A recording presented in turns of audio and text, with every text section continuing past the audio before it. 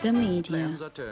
It has been around for centuries, but only recently has technology evolved, mobile devices been developed, and social media platforms taken a storm. But alongside the mass media expansion comes mass misinformation and deep societal prejudices.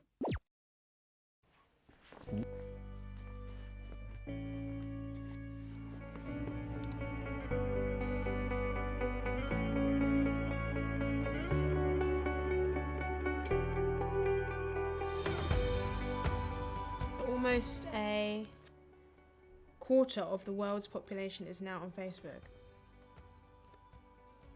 Quarter? Wow, that's a lot of people. A quarter? Yeah, a quarter. That's a lower than I thought it was, to be fair. A quarter? You know what? I wasn't. Does this surprise you? A bit, yeah. No, it's like, I think the oldest kind of platform for social media. Not really, to be honest. I mean, that makes sense. Everyone's obsessed with social media.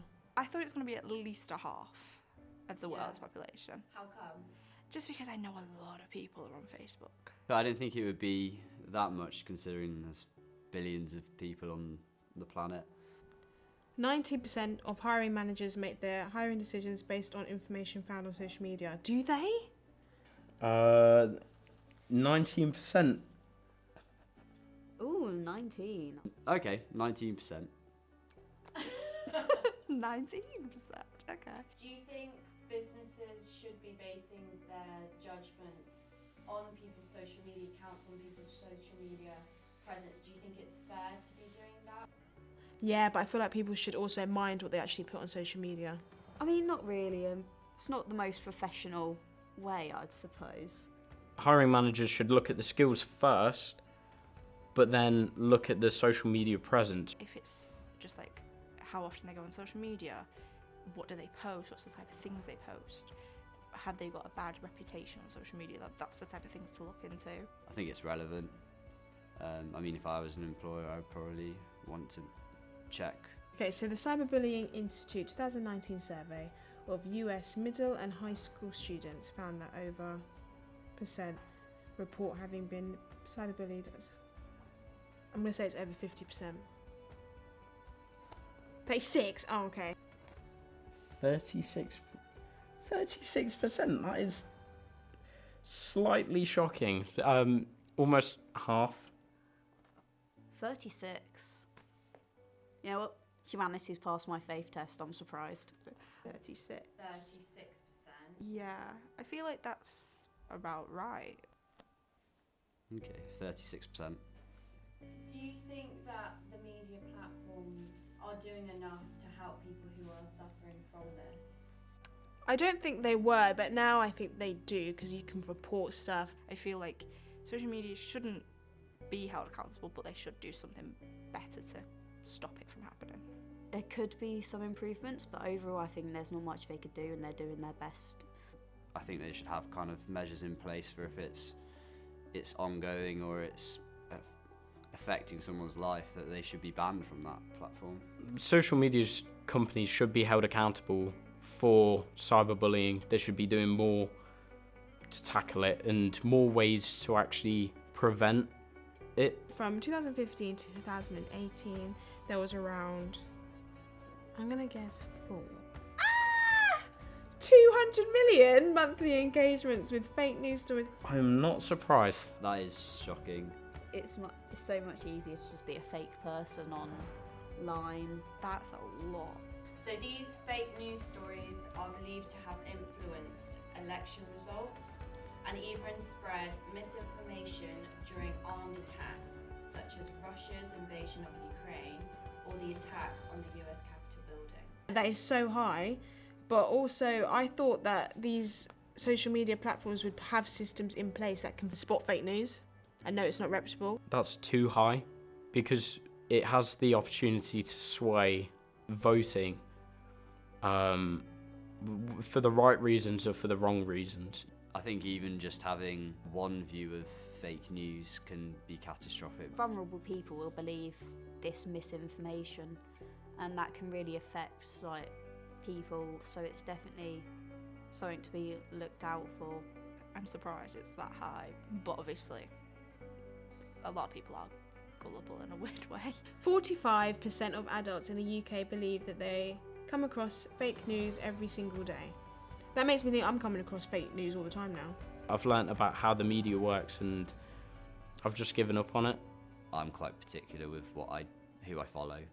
It's misleading, I'd say. Sometimes you get information that's not necessarily wrong, but definitely misleading. If it's a topic that I'm interested in, I will search it to see if it's true.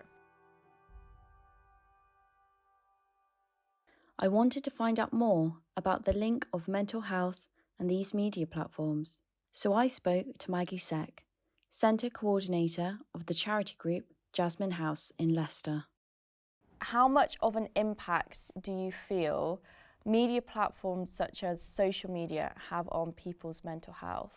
Yeah, I think social media had a great impact on people's mental health, especially on the young people. Do you think there is a positive effect though? It can have a positive effect because we are able to communicate with people across the world, really. We are able to retrieve the information easily, and we don't have to go to the libraries right now. We can work from homes, so it can have a definitely positive effect, but in my opinion, more likely there is more negative effect than positive. I guess as media has become very much more prevalent within people's lives, people are constantly on these platforms, you know, it's a part of their day-to-day life. Do you think that's healthy? No, unfortunately, I don't think it's healthy. Ideally, I would suggest that, and I would recommend that people use only social media for 1 hour on a daily basis. Do you think there's been an increase in kind of mental health issues within, like, just in the world in general? Do you think there has been an impact there of more people coming out with, you know, oh, I have depression, I have anxiety? Do you think it's to do with the fact that this technology is kind of taking over people's lives? Absolutely. And like you said, they're losing these relationships with people. 100%. I can tell you a little bit of the statistics from Leicester rape crisis. So we are only a small charity, and we've been in Leicester for 30 years, over 30 years. So like 20 years ago, we only had about 200 referrals per year. Right now, it's about 600 referrals. And all our clients, like 98% of our clients, struggle with mental health.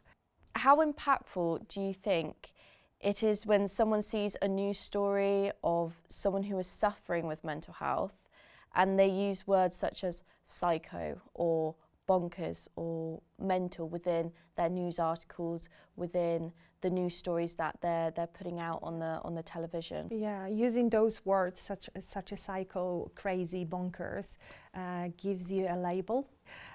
Mental Health Act was introduced in the UK in 1959, I think, around 1959, 1960.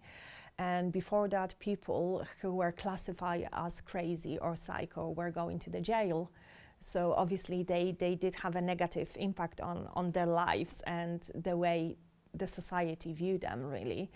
So only mental health facilities were introduced in the UK after 1960s. How dangerous is misinformation when people are allowed to share whatever it is they want to share, if they're giving advice about mental health, if they're sharing tips on it, but they might not be a professional? How dangerous is that, spreading information which might be misinformation, especially with medical advice? It's very dangerous. Nowadays, so many celebrities are acting like professionals, and they are giving advice. Like, for example, they were going through the depression, and right now they are giving advice on people of how to deal with depression. What advice would you give to people in general who are struggling with mental health? Always speak to your GP first. Always seek professional help if you can. There are so many charities, so many organizations that they provide free service, so you don't have to worry about the money. But I would strongly advise you to speak to your GP first, and then they will be able to signpost you to the right direction and to the right people.